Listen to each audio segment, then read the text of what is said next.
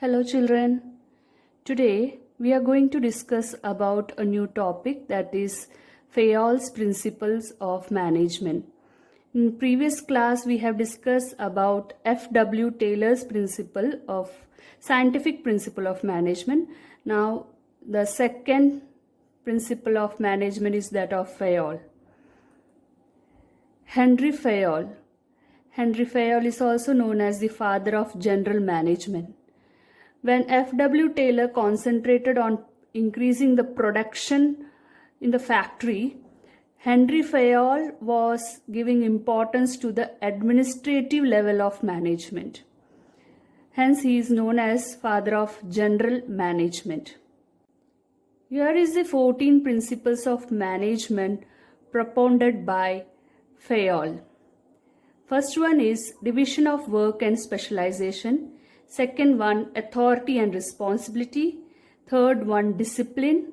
Fourth one, unity of command. Fifth one, unity of direction. Sixth one, subordination of individual interest to general interest. Seventh one, remuneration of employees. Eighth one, centralization and decentralization. Ninth one, scalar chain. 10th one, order. 11th one, equity. 12th one, stability of persons. 13th one, initiative. And the 14th one is spirit de corps. So let us have a discussion on these 14 principles. Children, is this picture giving you any idea? Here the work have been divided. You can see each of the persons are doing their own work. They are specialized in doing that work. When you visit a bank, you can see in different counters, different jobs are being done. In one counter, you can see the cashier, he is doing his work. The other counter, one authority will be dealing with the deposits.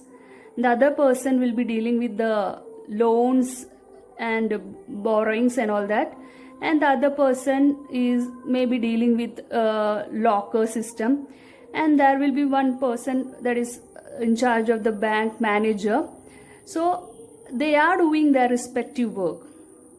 So why this work have been divided?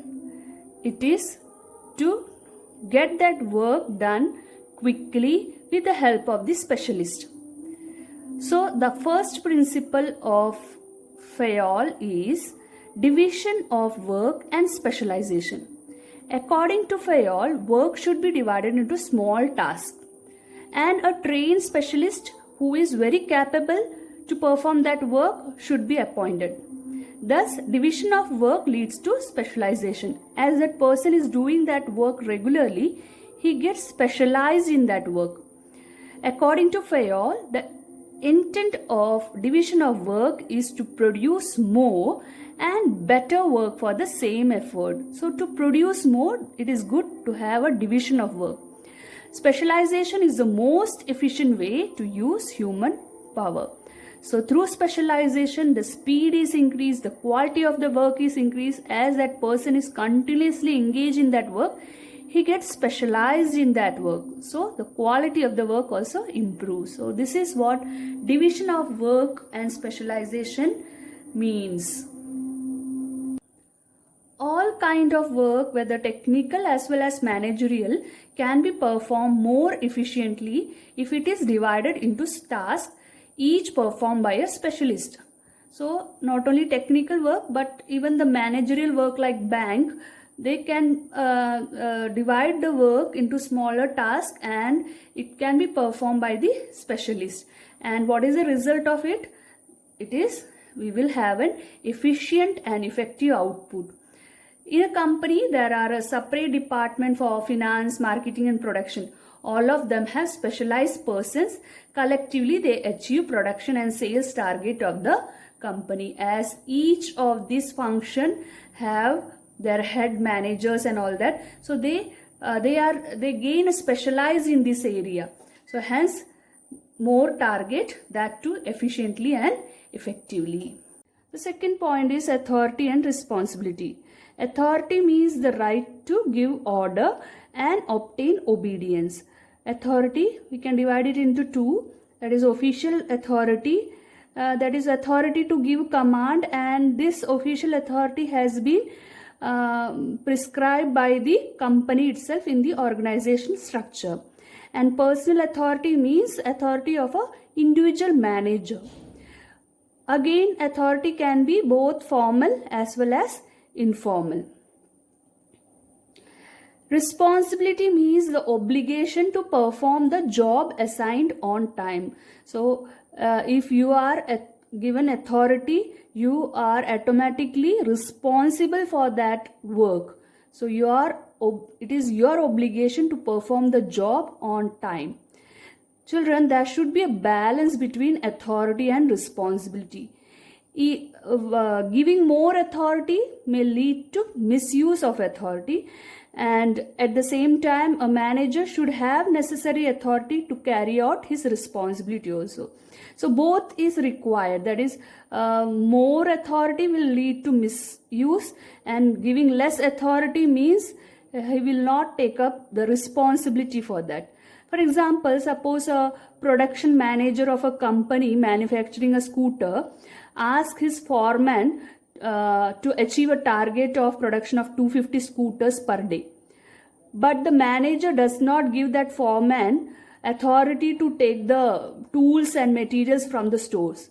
So as he don't have the authority to take the materials from the store, so how can he achieve the target?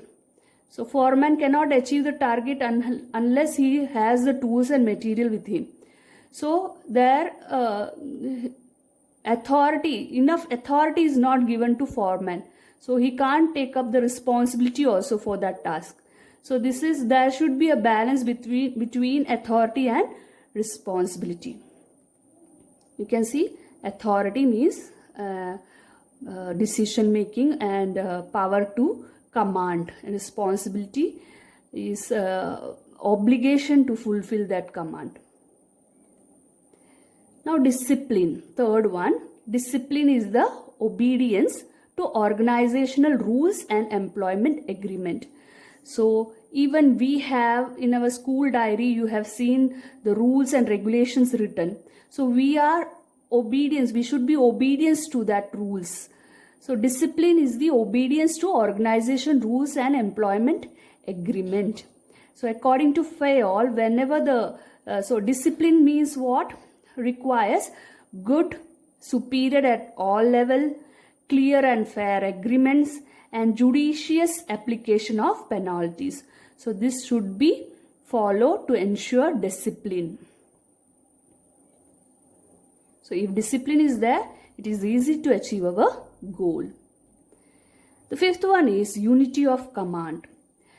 According to Fayol, there should be one and only one boss or superior for every individual employee.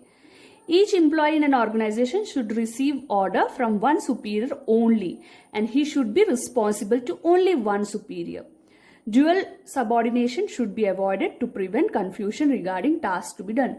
So you can you identify this picture, or can you guess what is happening over here? There is a subordinate who is getting order from two superiors. He is totally confused.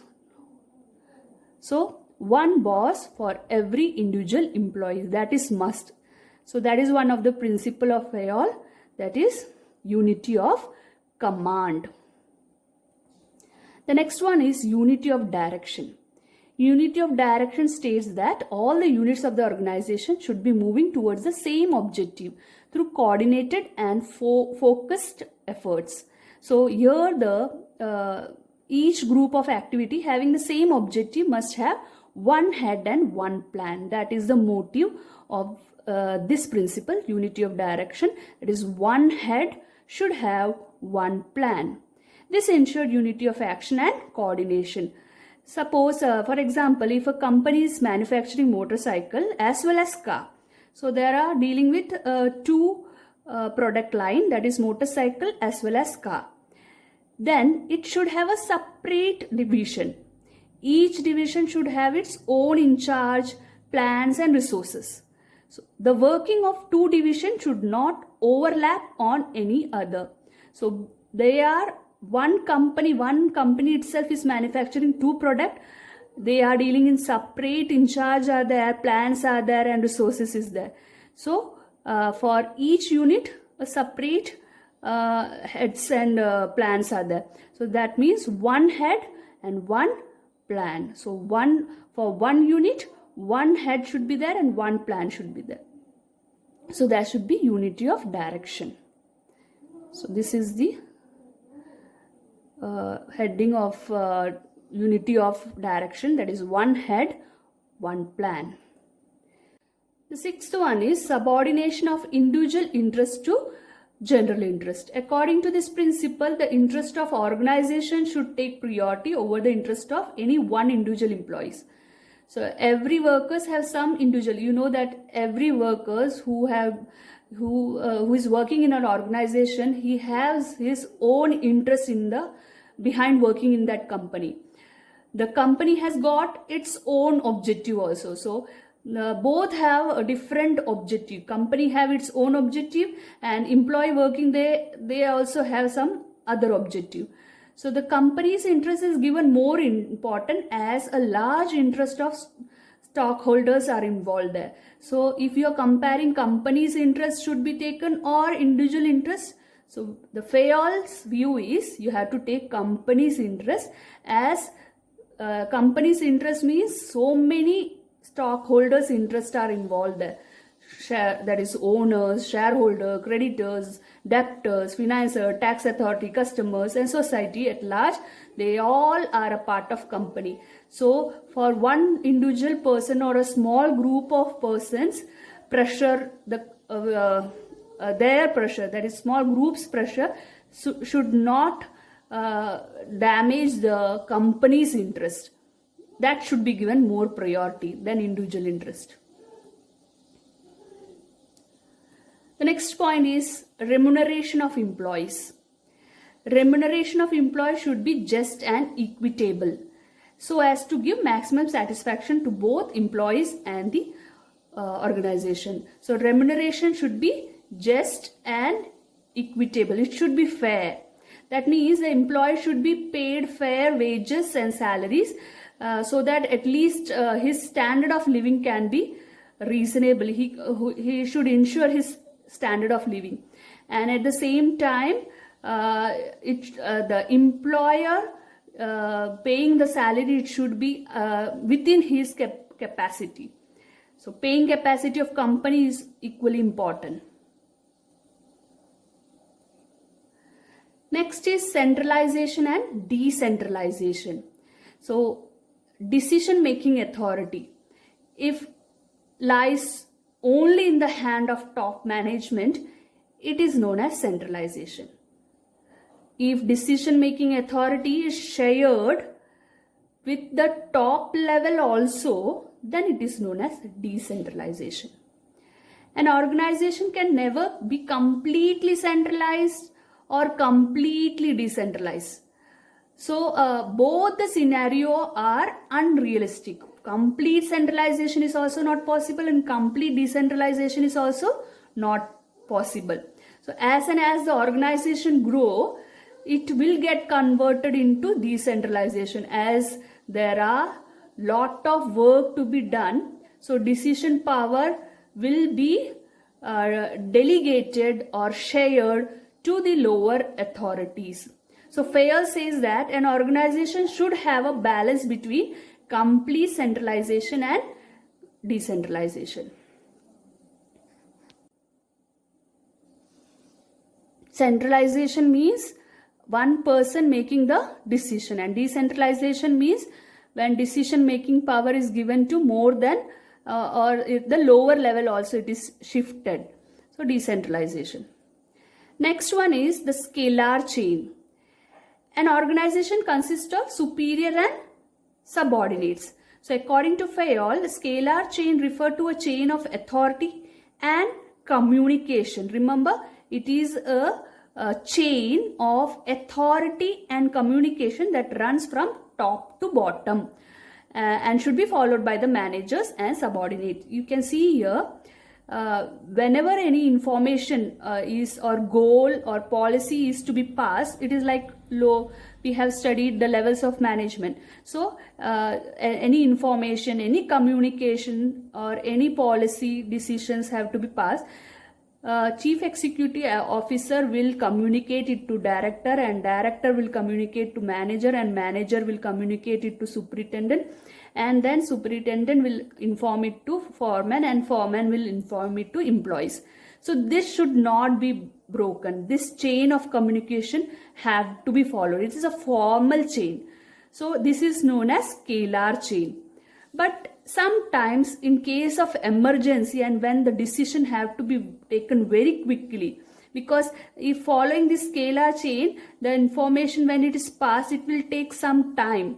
So we, in case of emergency, sometimes we have to skip some of the authorities. At that time, we can, for taking quick decision, we can break this chain, and that is known as gangplank.